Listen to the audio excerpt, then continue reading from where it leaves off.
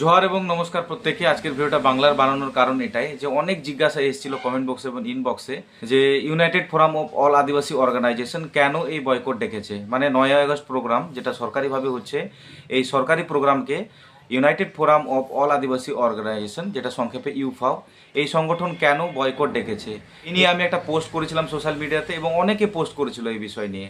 তারপরে অনেক জিজ্ঞাসা এসেছিল, তবে আজকের ভিডিওটা এই জন্যই বানানো হচ্ছে যাতে এই জিজ্ঞাসাগুলো যাদের রয়েছিল তারা এই ভিডিওর মাধ্যমে তারা উত্তরটা পেয়ে যাবে।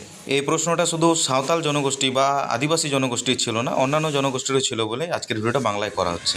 বয়কট ডাকার তো বিভিন্ন কারণ রয়েছে, তার মধ্যে প্রধানত 4টি কারণের কথা আমি উল্লেখ করছি। আদিবাসীদের জাত চুরি, জমি চুরি, চাকরি চুরি, অত্যাচার ও অবহেলা। প্রথম যেটা পয়েন্ট, আদিবাসীদের জাত চুরি বলতে দেখবেন এখন সরকার, চক্রবর্তী, মোহাম্মদ আলী, দাস সরকার, বিভিন্ন পদবীর লোকেরা এসটি সার্টিফিকেট বানিয়ে তারা আদিবাসীদের জাত চুরি করছে। এরপর জমি চুরি, শিল্প খনি, বড় প্রকল্প বা অন্য কারণে বহু আদিবাসীদের পূর্বপুরুষের জমি দখল বা অধিগ্রহণ করা হচ্ছে, অথচ তাদের পর্যাপ্ত ক্ষতিপূরণ বা পুনর্বাসন দেওয়া হচ্ছে না।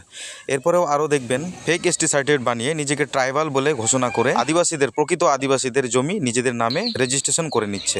এরপরের পয়েন্ট, চাকরি চুরি। আদিবাসীদের জন্য সংরক্ষিত চাকরি ও শিক্ষার সুযোগ অন্যরা প্রবেশ করছে বহু কাস্ট সার্টিফিকেট বা জাল পরিচয় ব্যবহার করে, ফলে প্রকৃত আদিবাসীরা বঞ্চিত হচ্ছেন। এবং শেষের পয়েন্ট, অত্যাচার ও অবহেলা।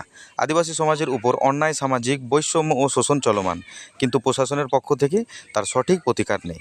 এইসব কারণে United Forum of All Adivasi Organisation মনে করেন যে সরকারি প্রোগ্রামে অংশগ্রহণ মানে এই অবিচার ও অন্যায়কে সমর্থন করা।